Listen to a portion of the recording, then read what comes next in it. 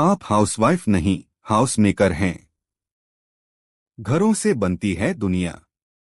आप मकान को बनाती हैं घर। ये घर आपका मंदिर है। ये जगह आपकी कार्यशाला है।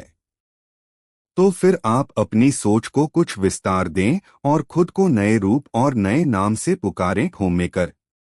हमारे यहाँ एक कहावत है, खासकर घरेलू महिलाओं को लेकर, सगाई हुई आधी गई, शादी हुई पूरी गई, बच्चा हुआ मर गई। ऐसी महिलाएं जिनमें अपने व्यक्तित्व के प्रति ललक खत्म हो जाती है, जो खुद को लेकर सपने बुनना छोड़ देती हैं, वो मायूस, लक्ष्यरहित और चिड़चिड़ेपन का शिकार हो जाती हैं। इससे उनका आत्मविश्वास भी कम होने लगता है और कहीं न कहीं इसका असर आपके बच्चों पर भी पड़ता है। आज बच्चे अच्छी स्कूल में पढ़ाई कर रहे हैं। वे उन बच्चों के पेरेंट्स को भी देखते रहते हैं जो वर्किंग हैं। संभव है कि वे आपकी तुलना उन माँओं से भी करते हों जिनकी पर्सनैलिटी आकर्षक होती हो, और वे चाहते होंगे कि आप भी वैसा ही दिखें। वैसे पढ़ी लिखी तो आप भी हैं।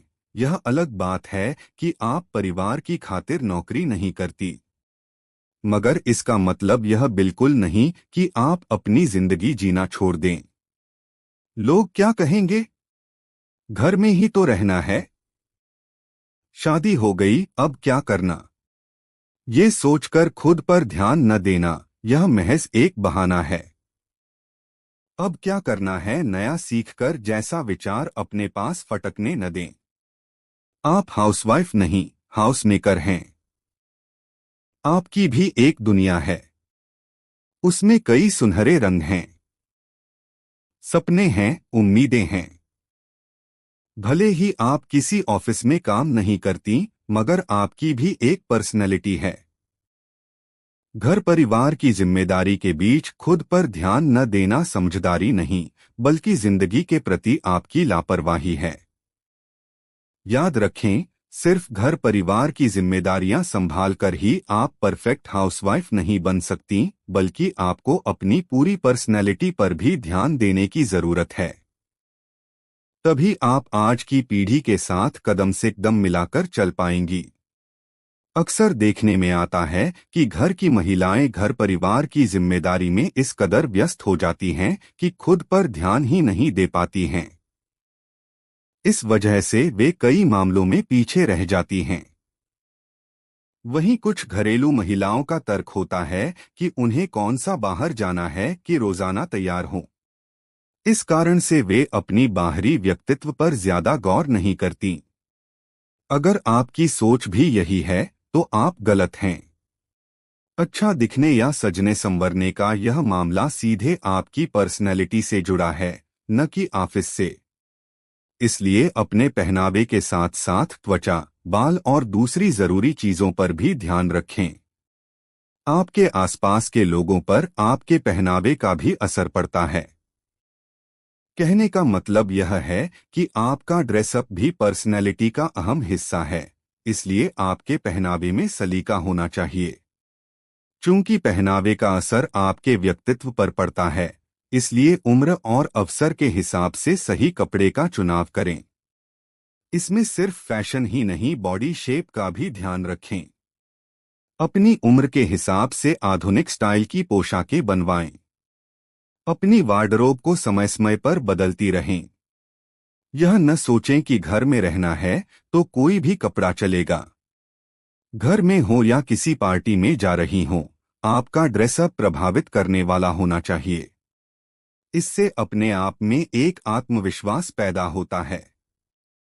ऐसा नहीं है कि घरेलू काम की कोई अहमियत नहीं है।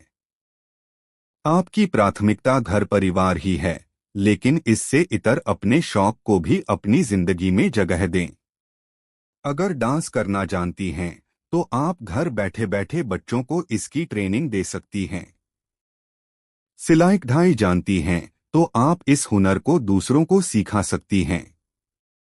यदि आपको कुछ नया सीखने का मन है, तो इसमें भी पीछे न रहें। उम्र कोई भी हो, आप कुछ न कुछ सीखती रहें। टीवी, यूट्यूब आदि से नई नई रेसिपी सीख सकती हैं। इसके अलावा यूट्यूब से आप और भी कई चीजें सीख सकती हैं। टेक्नो फ्रेंडली बनिए। इससे आप में आत्मविश्वास, एक जोश पनपेगा। अपने वक्त को सकारात्मक और अच्छे कामों में लगाएं। अच्छी किताबें पढ़ें। सोसाइटी या आपके शहर में कोई कार्यक्रम हो तो रुचि अनुसार उसमें हिस्सा लें। इससे आपके अंदर पॉजिटिव एनर्जी आएगी और आप हर काम को बेहतर तरीके से कर पाएंगी। अपने लिए कोई न कोई, चाहे छोटा ही सही, लक्ष्य चुनती रहें और उसे पूरा करें। पढ़ाई में कामकाजी या घरेलू महिलाओं का ग्रुप बनाएं। उनसे अच्छी बातें सीखें। उनके साथ कुकिंग या घरेलू नुस्खे शेयर करें और सीखें। सामाजिक मुद्दे पर भी जानकारियां एक दूसरे से बांट सकती हैं। इससे आपको नया सीखते रहने में मदद मिलेगी। यदि आप अपनी रुचि का, अपने मन का काम करेंगी तो निश्चित ही वह आपकी खुशियों के पल को बढ़ाएगा। पर्सनैलिटी ग्रूमिंग का पहला नियम होता है खुद को अपडेट रखना। बेशक आप घर में रहती हैं, लेकिन अपने आप को अपडेट रखना जरूरी है। गली मोहल्ले की जानकारी से काम नहीं चलेगा, बल्कि देश दुनिया की खबरों से भी वास्ता बनाए रखना जरूरी है। ये सारी जानकारी आपको आत्मविश्वास से भर देगा और खुशी भी मिलेगी। खुद की नॉलेज बढ़ाने का कोई भी मौका न छोड़े। लोगों से बातचीत करें और अपनी जानकारी बढ़ाती रहें। इसके साथ भाषाई ज्ञान भी बढ़ाएं। इंग्लिश स्पीकिंग का कोर्स करें। इससे आपकी पर्सनैलिटी में निखार आएगा। किसी भी पुरानी आदत को स्वयं से चिपकाए न रखें, बल्कि समय के साथ इसमें बदलाव लाएं। नई पीढ़ी के साथ सोच में बदलाव लाएं। ग्रूमिंग की और भी कई छोटी छोटी राहें हैं जिनके द्वारा आप अपने व्यक्तित्व में निखार ला सकती हैं। आदमी अपनी आदतों से बंधा होता है और किसी भी नई आदत या शैली को अपनाने में वक्त लगता है। मजबूत इच्छा हर उपलब्धि का शुरुआती बिंदु है।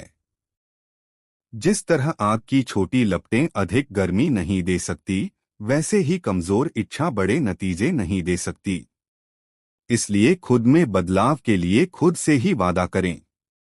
कहने का अर्थ यही है कि हर दिन अपनी जिंदगी को एक नया ख्वाब दो, चाहे पूरा न हो पर आवाज तो दो। एक दिन पूरे हो जाएंगे सारे ख्वाब तुम्हारे, सिर्फ एक शुरुआत तो दो। कहा जाता है कि जिन घरेलू महिलाओं की छवि मुखर नहीं होती, उनको हर कोई डोमिनेट करता है। इसलिए अपनी पर्सनैलिटी को निखारना जरूरी है। पर्सनल ग्रूमिंग पर ध्यान दें। पर्सनल ग्रूमिंग में नहाने, dressing, makeup, hair care, skin से लेकर टूथ केयर तक की बातें आती हैं। इसलिए हाथ, पैर और बाल की साफ सफाई का ध्यान रखें। बालों को सही आकार में रखें। बोलते समय शब्दों का चयन सही ढंग से करें। ऐसी बातें करें जिससे दूसरों को आपकी बातें सुनने में रुचि पैदा हो। पर्सनल ग्रूमिंग के साथ फिटनेस पर भी ध्यान दें। इसके लिए योग और व्यायाम करें। मॉर्निंग वॉक या एक्सरसाइज से शरीर में फील गुड हार्मोन्स रिलीज होते हैं, जो आपको शारीरिक और मानसिक रूप से फिट रखते हैं। खानपान का खास ध्यान रखें। फल खाएं और संतुलित डाइट लें। सुबह उठने के बाद गर्म